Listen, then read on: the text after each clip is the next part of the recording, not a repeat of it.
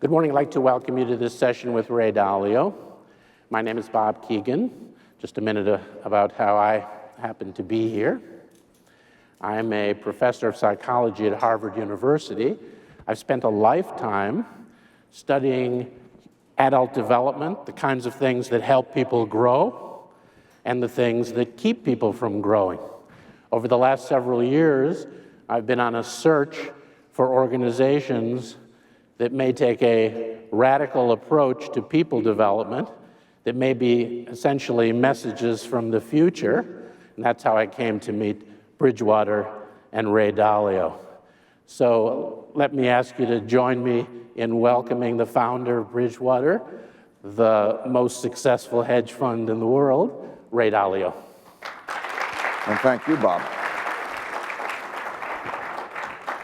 So we're going to talk for a while between the two of us, and then we'll throw things open to you, so be ready.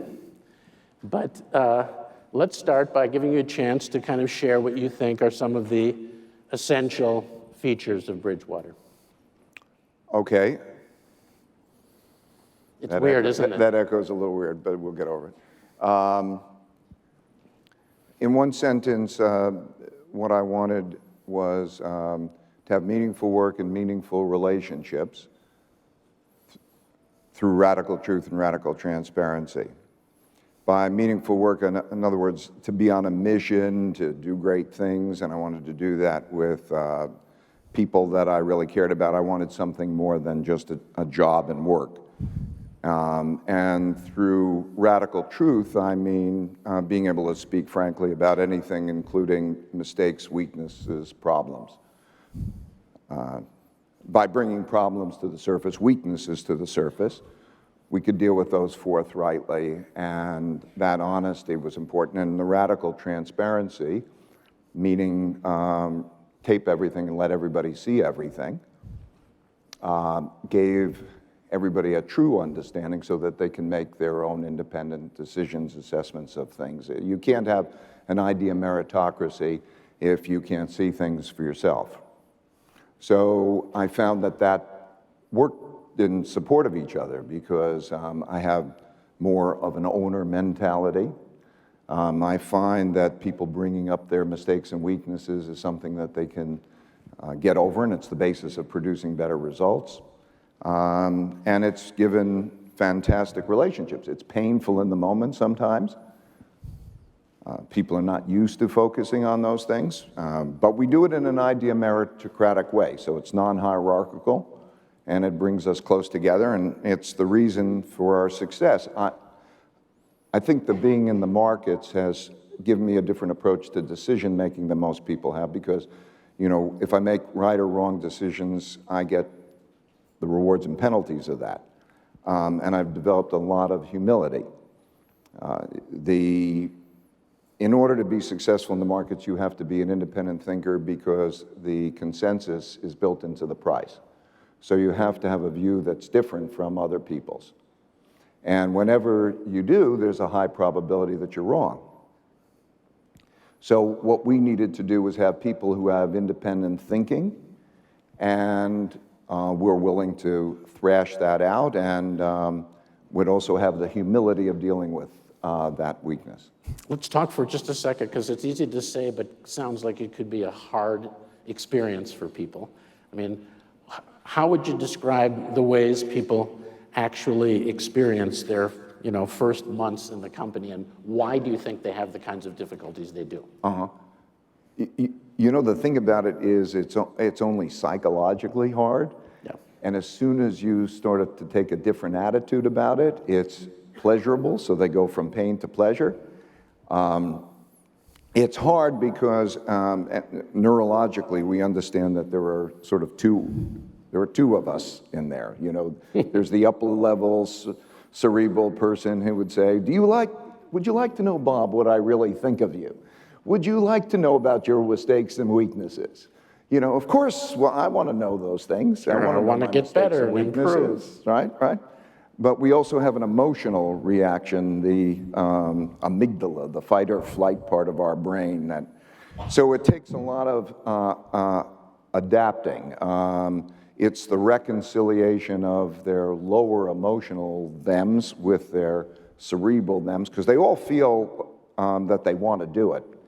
They know enough about it before they come in that they say, yeah, I'd really like to do that, and I know it'll be difficult. And then we work them through the difficulties, and some make it and some don't.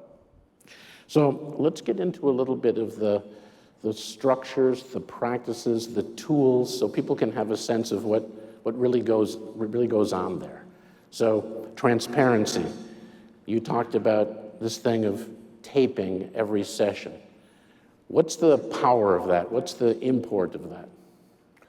Well, first of all, everybody knows that it's truthful, so there's no spin. Secondly, everybody sees others making their own mistakes, having their weaknesses. Thirdly, everybody has an understanding of really what's going on. Fourth, you get to bring up to the surface all these different points of view so that you can deal with it. Fifth, you have this ownership mentality. So it's okay. It's like family. It takes some getting used to, but it's... Yeah. I read a study recently that showed the millennials most want more feedback.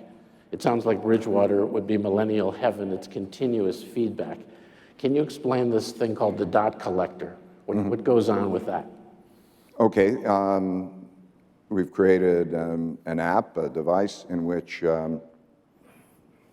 Let me step back before I do to explain our background in machine decision making. So something like 1984 or 5, we started to put rules into the computer, and we have decision-making systems which are essentially expert systems, computerized decision-making systems.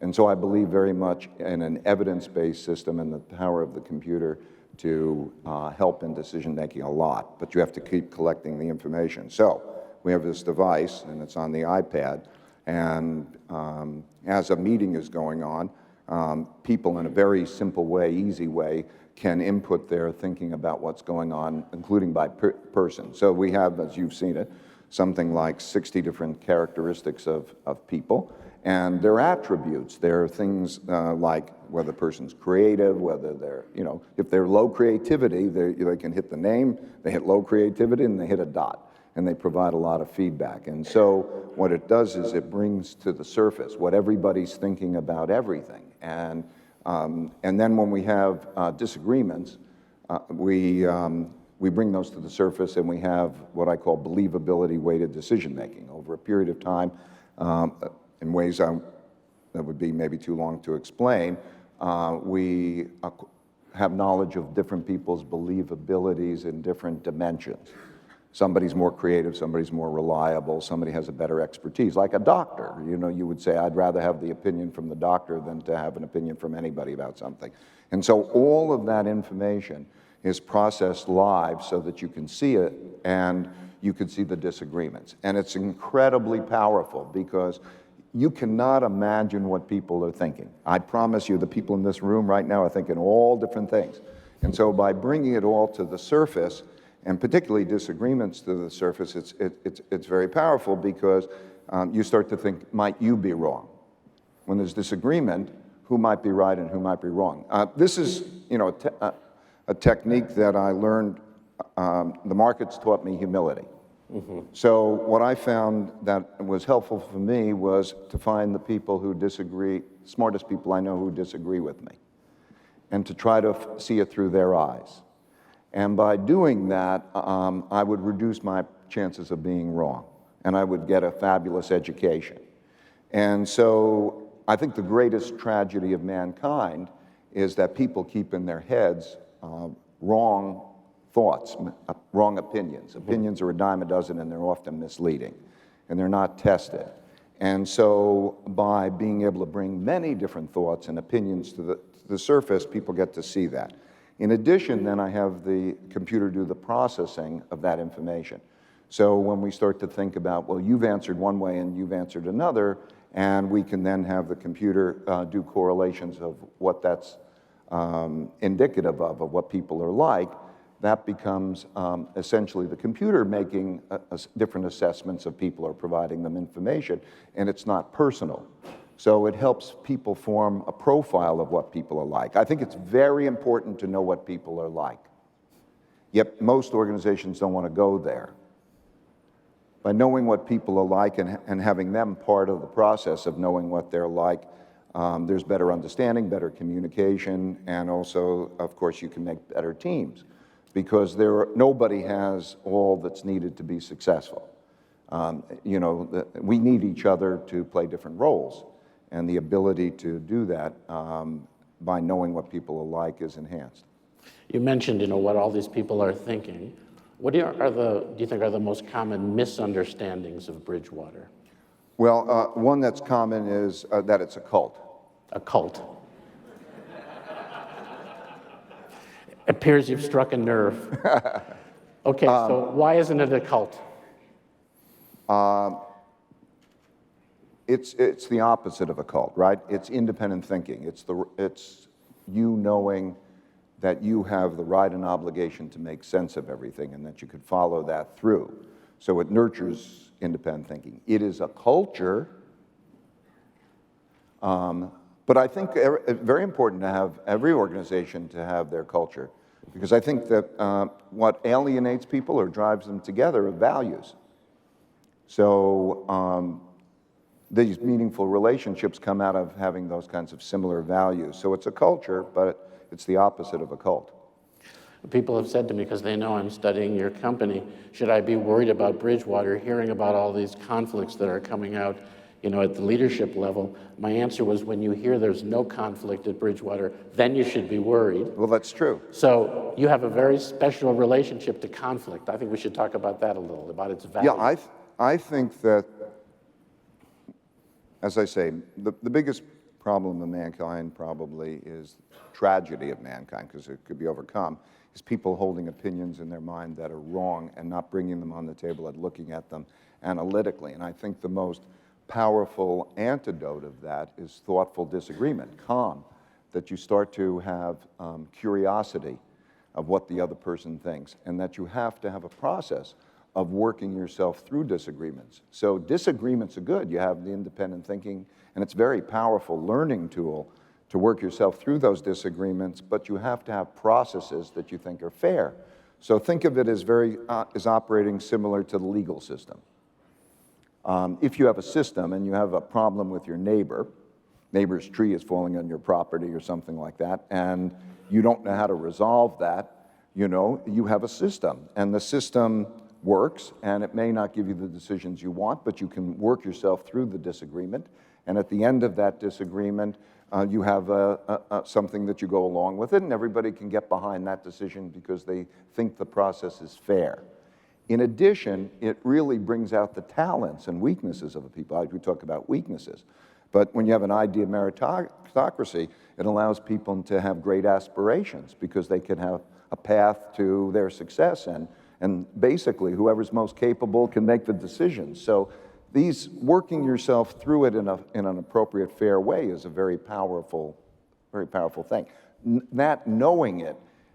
Knowing that there's a fair decision-making process makes the whole thing much less emotional or much less traumatic.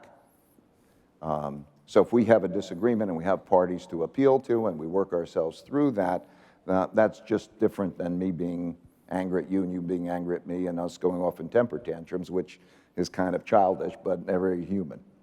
I know the answer to this, but I think it's an important thing for us to talk about, because I'm imagining people are wondering, can people take you on? Can people take on the most powerful person in the organization? Well, first of all, I created it because I needed it. I created it because I needed it. I mean, I need them to challenge out, because it'll catch my mistakes and vulnerabilities, so that I need it. And secondly, it would never work if I didn't operate that way. And I get literally thousands of negative dots all the time. And I reward people for that because that's important. And I think it's very important to work myself through a process to find out if it's merit, not just autocratic behavior. Yep. It seems to me that you talk about logic. I think another misunderstanding is that all emotion is considered I don't know, bad, dangerous, or out of bounds. It seems to me you are yourself a very passionate guy. So I'd like to hear you just speak a little about the role of emotion. Yeah, so I mean, I think the most important things are the things that are emotions, inspiration, the excitement, all of those things that's the things that get us up in the morning. But I think that there are also dangerous emotions. We know that. There are things that help us, emotions that help us, and there are emotions that hurt us. So those dangerous emotions are the ones where we're emotionally hijacked and taken away. That's a real problem. And I think that we would all want to operate this way, particularly when you start to realize it brings actually closer and deeper relationships as well. And this is all, I'm sure, for everybody out here, theoretical, right? But it's been operating this way for 40 years, and it's the basis of our success. So it's not theoretical. Can we just push that a little? So, you know, your company anticipated the financial crisis, managed your clients' funds through that period. Make the argument that your culture actually has something to do with that result. Well, first of all, I think that, well, I'll tell you what the moment was like. You do our calculations, and we have a view that's very different than the rest of the world's view at that time. So the independent thinking, we had among ourselves different people who had different views, and the ability to work ourselves through those was essential for us to being able to stand aside from the crowd. So I needed to have the independent thinking, and we needed to work it through. And then even at that time, we had to have the fear of being wrong, because you can never be confident that you're right in the markets.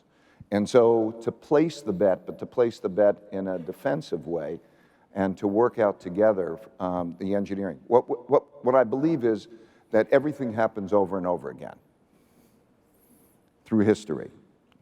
The world operates like a machine. It happens over and over again.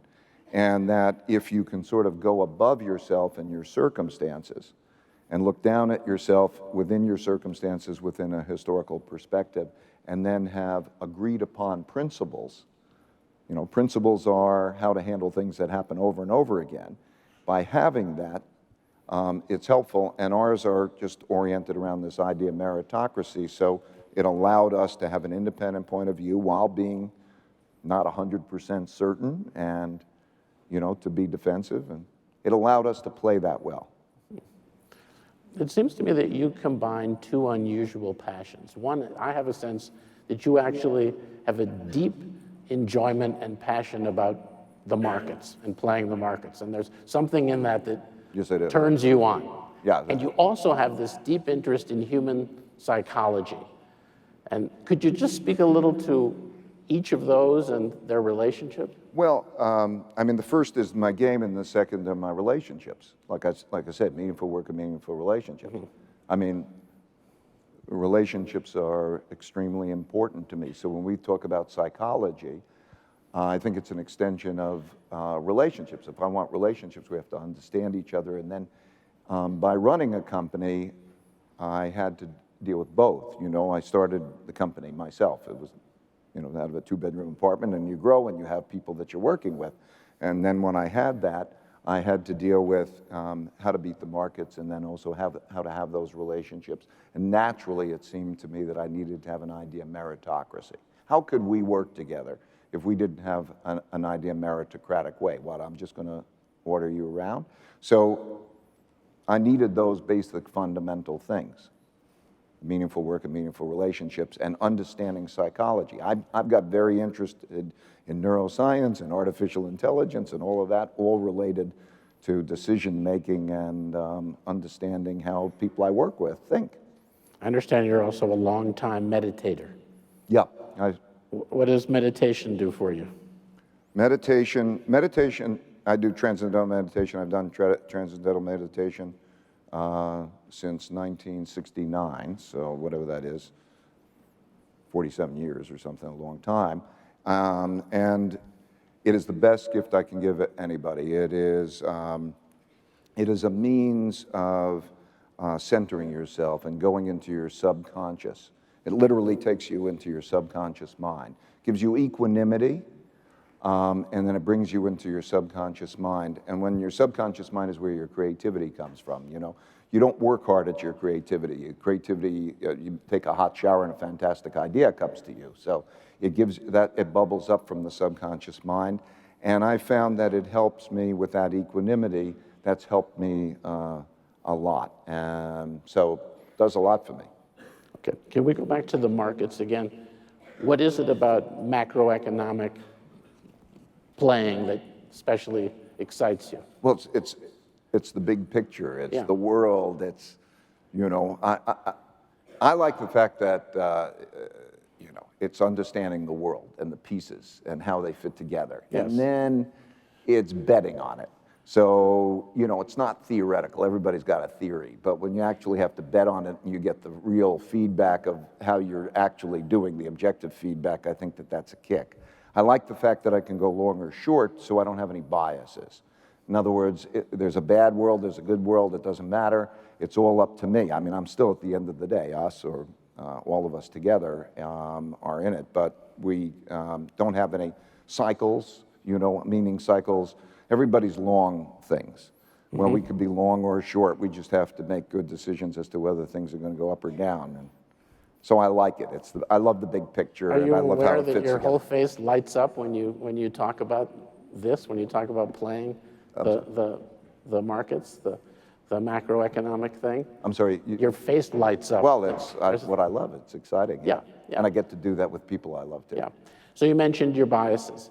How do you protect yourself from your own biases?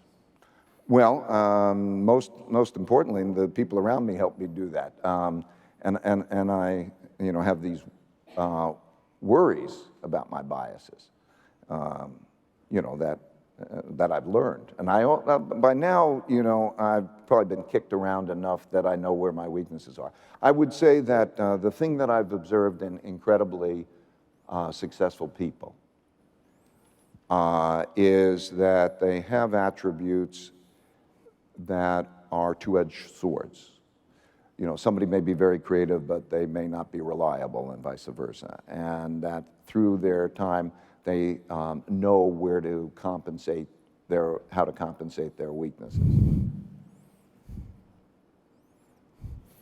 Do you think that the culture that you've created is generalizable to other businesses and sectors, or do you think there's something specific to needing people who can make good decisions like you would in your business? I think absolutely, and I think it goes beyond even creating an organization. I think the thinking that your opinion might be wrong and having humility about it, and then going to try to see things through others' eyes and viewing that as a curious, exciting experience so that you can have a civil conversation to explore what's true, can it exist at an individual level? There's no good reason for that, for not operating that way. Yet, human nature is such that it's a problem. People don't do that. You go to a restaurant and somebody says, I like the restaurant, the food's really good. The person sitting next to them was reluctant to say that they dislike it. Isn't that silly? So to get beyond that can exist at a personal level and it could exist on an organizational level. Who wouldn't rather have an idea meritocracy? Let's talk about the principles. You started writing things down. It led to something that's now been downloaded over 2 million times. What was the impetus for all of that? Well, in the markets, I learned that every time I made a mistake or learned something, it was handy to write it down. I first started to do it with, every time I made a trade, I would write my criteria down, and then I would close the trade, and I would then be able to take that and encode that by computer. I believe the same things happen over and over again.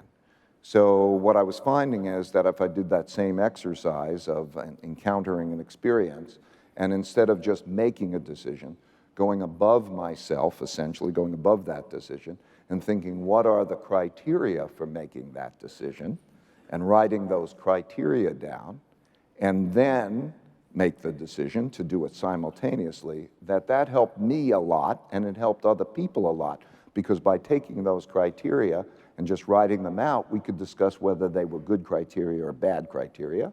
And then when the next one came along, we had a better way of dealing with it, an agreed upon way of dealing with it. And then I found also that I could encode those in computer and help to make a computerized decision-making process too. That was a big help. One of the formulas and the principles is that pain plus reflection equals progress. In ordinary organizations, we tend to dampen down pain. There isn't all that much reflection. Can you talk a little about this formula? Well, I think it's, yeah, let's take the physiological part of it. The psychological pain probably happens in the amygdala. It's the flight or flight. It's the thing that gives you that spurt of emotion, and that emotion fades, like the adrenaline that gets you to lift the car, but then it fades. And so the pain probably indicates something's wrong, and there's a signal there. And I found that my best learnings came from painful experience. But I made a point of sort of creating a knee-jerk reaction after the pain subsided to reflect on the pain and try to find out what lessons there were learned. And so my reaction became very different. Problems began to appear to me more like puzzles, that if I can solve the puzzle, I would get a gem, and that gem would be how to approach those things differently. So I do believe that, pain plus reflection or learning from mistakes produces progress. Would you be willing to share with us a big mistake that you've made that you learned a lot from? Oh, yeah, I think my biggest mistake was I'm a professional mistake maker, trades, probably maybe, I'm lucky if 1/3 of my trades are probably wrong. But the biggest, which was in 1979, 80, 81, I did these calculations of you couldn't pay debts. The country couldn't pay debts when banks lent out to Latin America all this amount of money, much more than they had, and they wouldn't be able to make the payments. And as a result of that, I worried about a real bad economic situation, and I got, nobody paid any attention to me then, but all of a sudden I was asked, as these things started to transpire, to go to Congress, and I was on Wall Street Week, and I called the bottom, I called the depression at the bottom of the stock market. 1982, I'm on Wall Street Week, and I'm testifying to Congress, and I'm saying there's going to be a Great Depression, and in 1982, it was the bottom of the stock market. Mexico defaulted in August 1982, crash, and the Fed eased, and I learned, and boy, I learned humility. That incident sticks mostly in my mind, but I can tell you many others, and painful mistakes are also sometimes, juggling too many things. I have a terrible rote memory. Let's just go back to the whole Mexico thing, though. What was the key learning from that mistake? My key learning to that was to try to find people who disagree with me, who are smart, and to try to bring it out, and also to hold my risks in a different way, to balance my risks. I had too much bet on that situation, and also to study history better. I learned about the mechanics of betting better. Good. We're going to open it up. I learned about relationships too, because, well, I learned that some of the best times are when you have bad times, because you really understand your relationships better too. In what way? Who's with you, you mean? Yeah, who's with you, who's not, what the quality of the relationships are. Before we open it up, I want to ask you, as my last question, then we'll let other folks ask you questions, but my sense, my question is really, why are we here right now? Why did you come? Why were you willing to have this interview? And I suspect, you want to be serving Bridgewater well, but my sense of you is that you have a mission that's much bigger than Bridgewater. And I wonder if you want to speak to that for a moment. Well, you know, I'm 66 years old, and I've learned some things that are valuable. And I think they're misunderstood. And I think also, I do believe that the greatest problem of mankind is the inability to take those opinions out of their heads and to work them through in an effective way. And so I learned some things that I want to share, and I think it's important not to be misunderstood. So that's the reason I'm here. You are asking me questions. You spent a week in Bridgewater. So maybe I could ask you what your impressions were. I mean, you've written a chapter in your book about it, but let me turn the tables and ask you what you think as a deeply developmental psychologist of organizations. Yeah, so Ray's referring to this idea we have of the DDO, the deliberately developmental organization.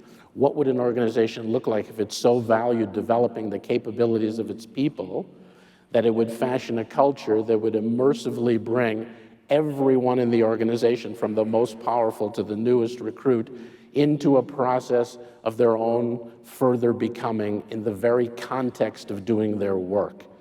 Not kind of the 20th century solution where you have executive coaching and leadership development programs, all of which are great, but go on too far from work and for too few people. And we scanned the country looking for organizations that might actually be living by the principles of what we think we've learned in adult development and brain science. And we found a few companies, Decurion, based here in Los Angeles, Next Jump, an e-commerce business in New York, and Bridgewater, which we think are, none of them is perfect. You'd be the first to say that, there's an ideal, and you probably fall short of it on a regular basis, but you know the direction that you're heading for. And I think there's a kind of courage and creativity in kind of resisting the current fad that you should just focus on people's strengths, never mind their weaknesses, and so on. It's a tough place to work, but in every one of these organizations, people said to us, I've had some of the most painful experiences here that I've ever had in a workplace, and I would never want to work anyplace else but a place like this. And it's understandable to me. People said to me at Bridgewater, it's a hard place to stay and it's a hard place to leave, that you have people who in the first year discover it's just not for them. But as you say, when they make it to the other side, you kind of got them for life. Yeah, something like at the 10-year mark, half of our population we lose probably 35% in the first 18 months. We have a mismatch. But about half of our population that was there 10 years ago is still there and couldn't work anywhere else. Tell them about when you went to, was your kindergarten, when you were interviewing where you would send your... Yes, I chose my kid's school on the basis of a teacher's math lesson who started out by, let's find out who made the best mistake on the homework. That's what you're thinking about, right? So a kid would say, well, I screwed up this, and teacher would say, yeah, you did screw that, but that's not a very big mistake. Somebody must have made an even bigger one. And Ray and I share kind of this concern that we have an educational system that doesn't prepare you for a culture like Bridgewater's because it sort of teaches you should be worried about making mistakes. What I'm impressed about your culture is that it has an almost entrepreneurial attitude toward people development. You know, the entrepreneur's watchword is not to avoid failure, right? Fail frequently, fail fast, fail forward, learn from your failure. And that's what I see going on in your culture. You know, you have enormous success that you're celebrated for, but you have it because there's so much failure going on that people are learning from every day. Yeah, that's it in a nutshell. Okay. And also the realization that success comes from knowing what you don't know more than it comes from knowing what you do know. Yeah, yeah. So we could go on like this for some time, but I think you've all been very patient. And we have almost been triggered into an epileptic seizure from the process of listening to ourselves with a 2-second delay. So I don't know how it is for you, but it's a very disorienting experience for us. So it'd be even better to hear from you all.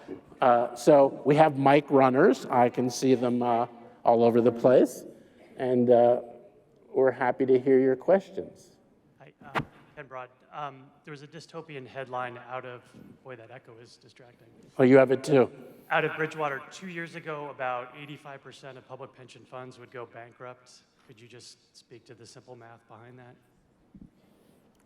Well, the simple math behind it is that there's a required return to meet the obligations of public pension funds, and the actual returns are going to be much less than those required returns, and as a result, assets are going to have to be sold, and if you pencil those out, it's a major problem, and it's a major problem for insurance companies. It's a major problem around the world. Our obligations in not only public pension funds, but obligations in so many different ways are very large relative to the returns that the assets will produce. And it's a gradual squeezing that's going to occur. It's like, it's a major problem. Colin Tate is my name, from Connexus Financial in Australia. Thank you for your comments. I have a two-part question. Firstly, can you tell us, are you authentically satisfied and fulfilled? Do you have an experience in life of being successful? The second question is, as a man with something around $20 billion of worth, what are the surprising consequences that have come with that kind of wealth, and what, at age 67, do you plan to do with it? Well, first of all, I don't have $200 billion in wealth. That's the amount of money I manage for others, but I do have a lot of wealth, so I can answer your question. So I don't think that success is like a lot of people believe it is, and for any really successful person. I think that everybody's always struggling. And what happens is, you just struggle at a higher level. It's like learning how to ski or play some sport, and you're just kind of doing this higher thing, but it doesn't feel like that. It just feels like I'm struggling. And I think it's, and it's a good feeling. The way I think of it is, I've always thought that it's like, in order to be successful in life, you have to cross a jungle.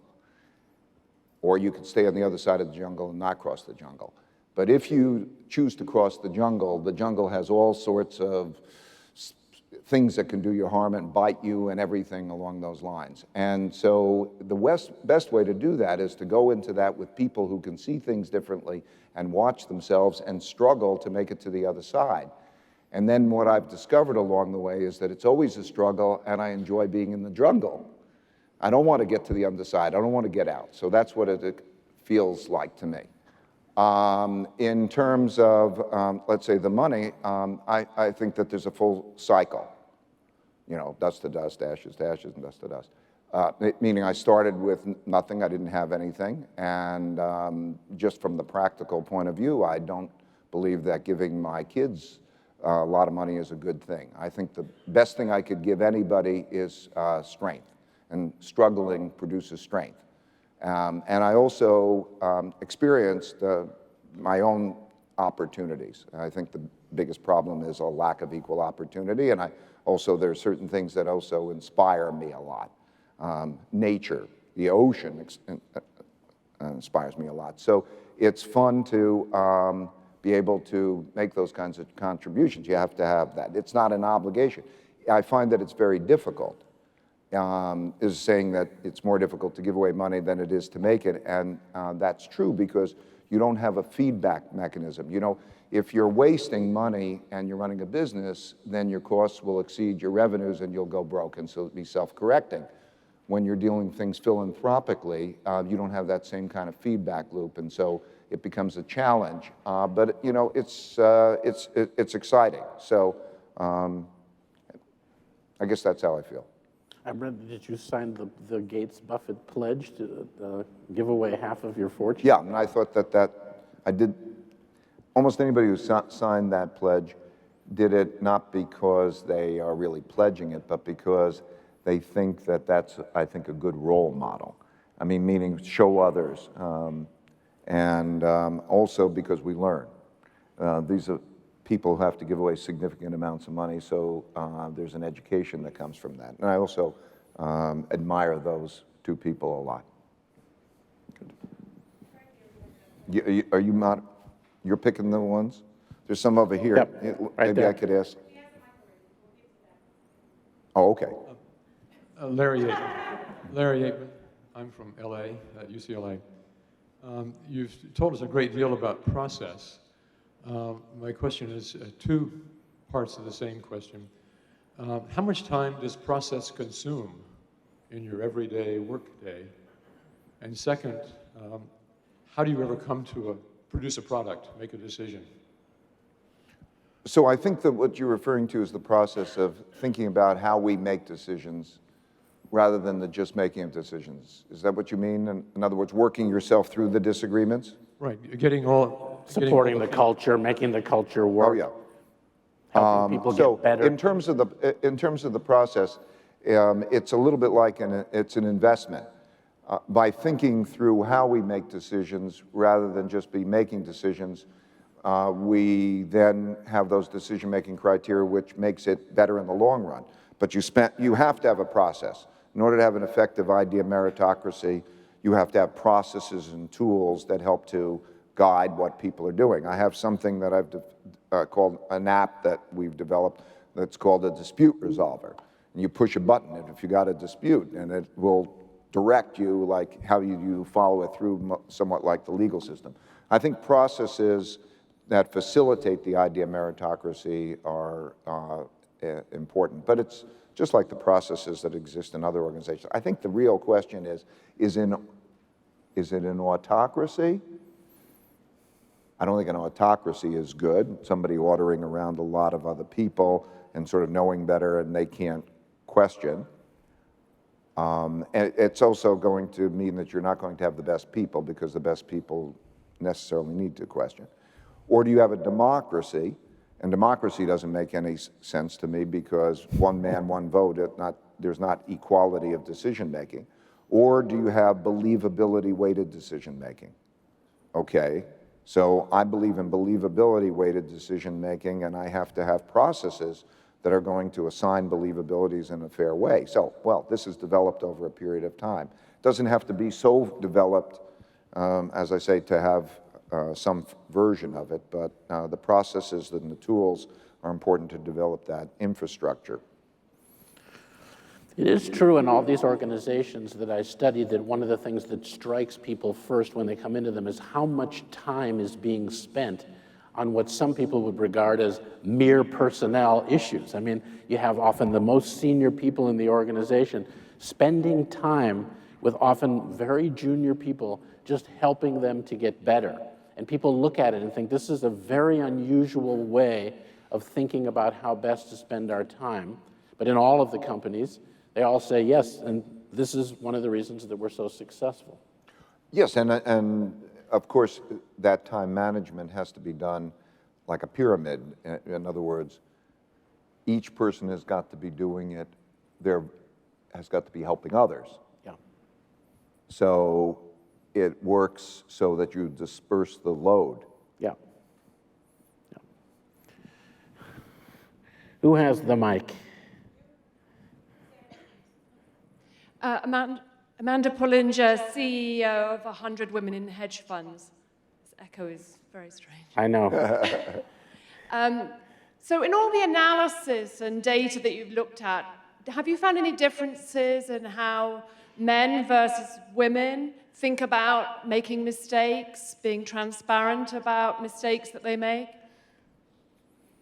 I would say maybe I haven't noticed much difference really, but I would say if there was a little bit of a difference, maybe the women are a little calmer about it, and maybe a bit more testosterone at work with the guys, and they're quicker to fight.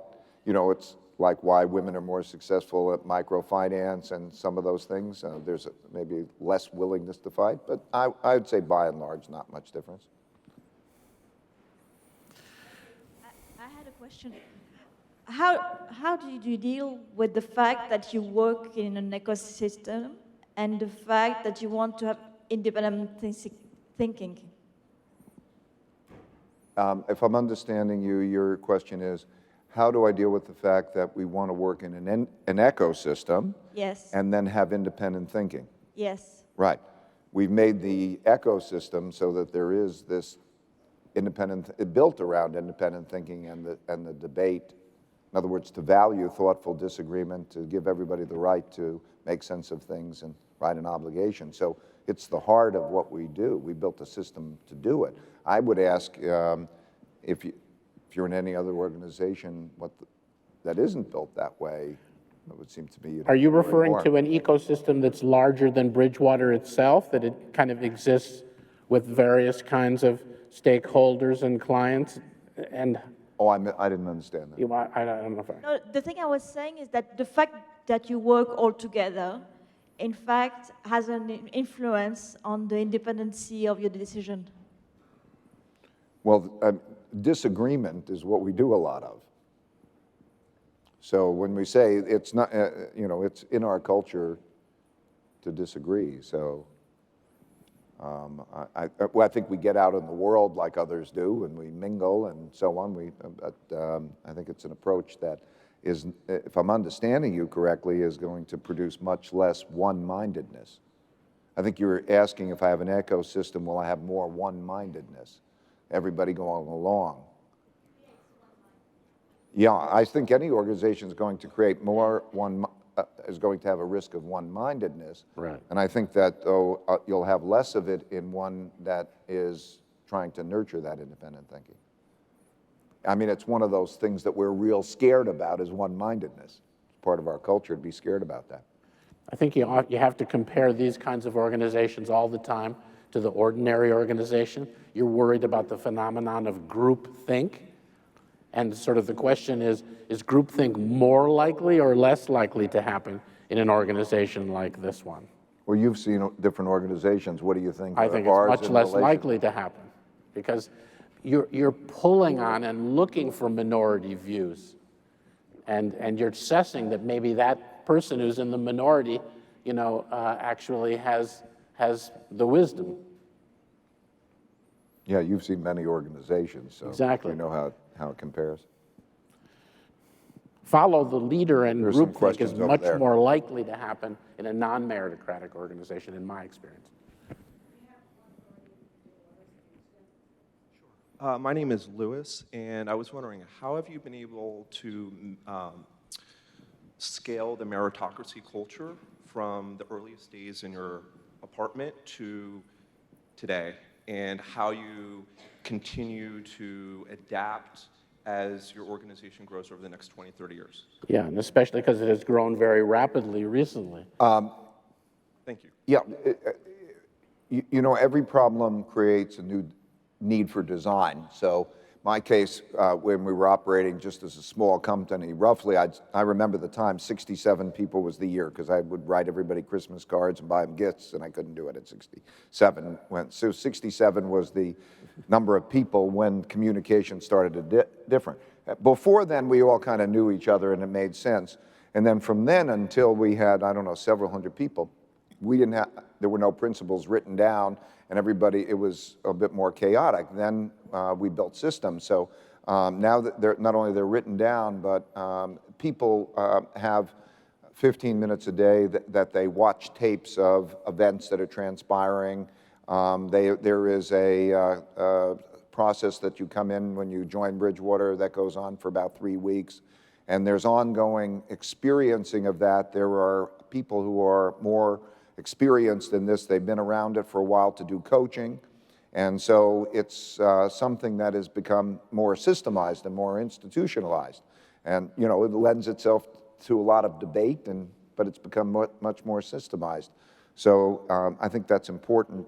How many employees now in Bridgewater? About 1,500 employees. So do you think there is a sort of an upper limit on creating a culture like this? Do you think in a 100,000 person organization you could have a culture like this? I think I think if you engineer it, in other words, this dispute resolver, and you have to say, like the legal system. In the legal system, there's a legal system for every person in the United States. Okay, that means how do you have the appeal? How does it work? How do you get so you have to have a structure to be able to do it that way. Great. I have a question. It goes about 2,000 years back to Aristotle, who talked about in any virtue there's a vice of excess and a vice of deficiency. And people believe that truth is important. Is there no part of Bridgewater where there's an excess of truth, where there's not a limit of some sort, or should be a limit of some sort? And the other part of it is, do you think this radical transparency is applicable to all human institutions? For example, should I always tell my wife what I think about her? I don't recommend that.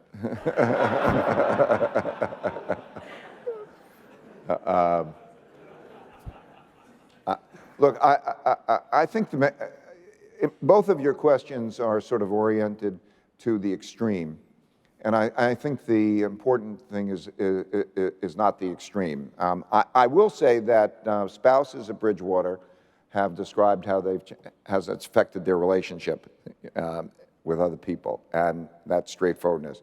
So I think the real question is positively or negatively? positively. Although there is a joke that they say when you join, you have spousal support group. We need a spousal support group because it does require a transition. I don't want to make it, look, could we, if we were getting together, have a conversation, just be straight with each other, try to work it through? I mean, that's, like the essence of it. Do you mind showing people what's going on? I think we have to ask ourselves more about the emotional barriers and just trying to get past those emotional barriers. Like, would you like to know your weaknesses? Really? Okay. Might you find it painful to find them? Right. Okay. You'll be confused even if they exist, but that's what it's about, really. I don't want to make it, an extreme that we always have to push it to that extreme. But I do feel it is difficult for me to be disingenuous. So, and not tell people, if I have a critical thought of them, and this is the way we operate pretty much, if I have a critical thought of them, the absolute worst thing is to talk behind somebody's back, because that just is erosive, and it doesn't get anywhere. It's bad. And justice is the right to face your accuser. And so if I think of something that is critical, I also don't know if it's true. So it is my notion of integrity, and it becomes kind of our notion of integrity. We feel better about it. So that's basically what it's like for the most part. I mean, don't you think it's weird that we can't operate this way? I hear that said so often, but we can have these behavioral changes. If I was going to enter into a relationship, I'd ask you, how do you want me to behave with you?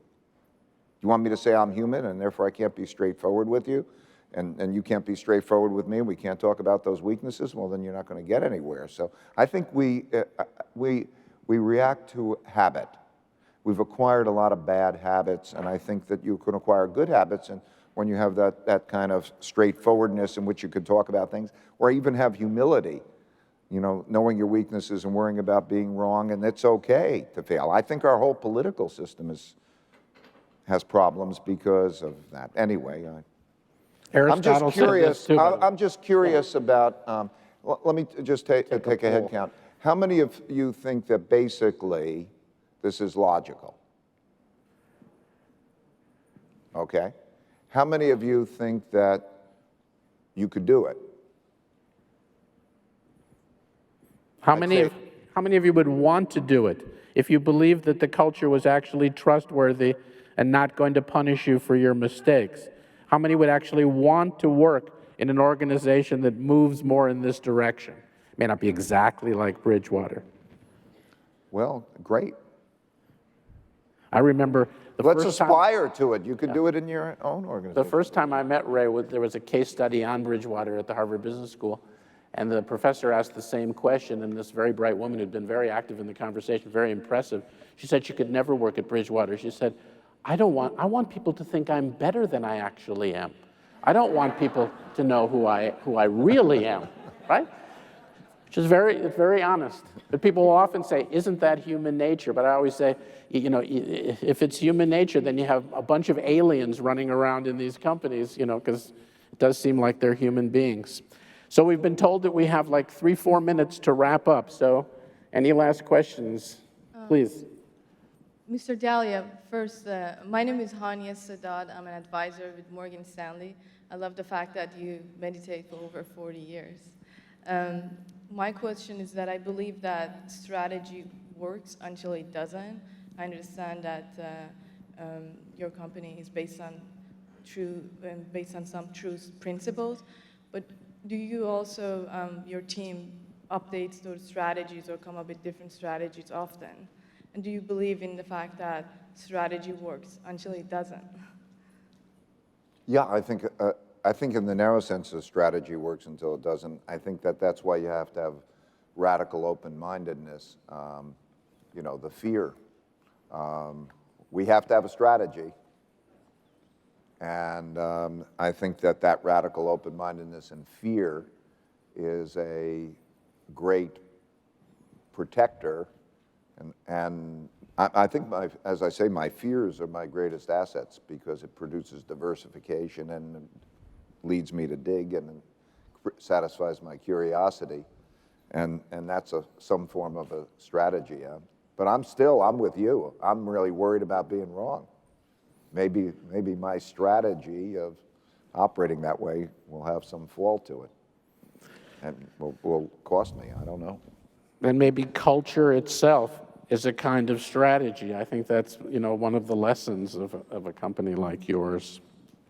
In the end, all machines fall apart and die, right? So, you know, there's always that.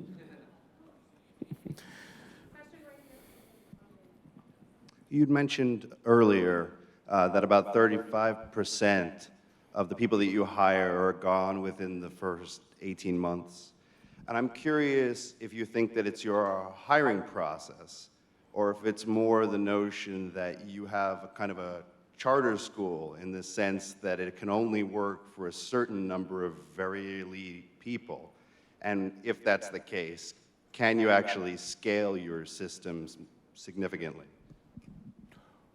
I think it's more the second, and the eliteness is not just a matter of the intelligence; it's really the matter of the open-mindedness, because people do have these different strengths, and if you fit them into those different strengths, they could do great. But yeah, if you know, there are something like 11,000 firms in our business, you know, and we're, I guess some would say we're one of the most successful. So you can't do that with average people. But each person can live up to their particular potential. So yeah, I don't think it's, when we have 35% attrition, it's only because our recruiting process can just take you so far. It can take even the person who accepts the job so far. It's a little bit like being a Navy SEAL. You know, not the average population is going to be a Navy SEAL, and then, you know, you say, hey, I want to be a Navy SEAL, and you see the pictures of people going in the cold water, but it's not like actually going in the cold water. So, you know, until you're in that experience, those people don't know what it's like. So you have to, you know, we can only get the recruiting process so good, and then it's trial and error that's going to be able to test us. But I will say that it's like being a Navy SEAL, or some people say it's also a little bit like being an experience of the Dalai Lama. It is a self-discovery, empowering process, because almost all things that you think are painful are just in your head painful. And once you start to change your attitude, there's no reason for any of the pain. You know, once people get there, they're empowered by it. So anyway, it's probably the second, though. So Ray, Thank you for giving us an hour of your time. Thank you all. Thank you.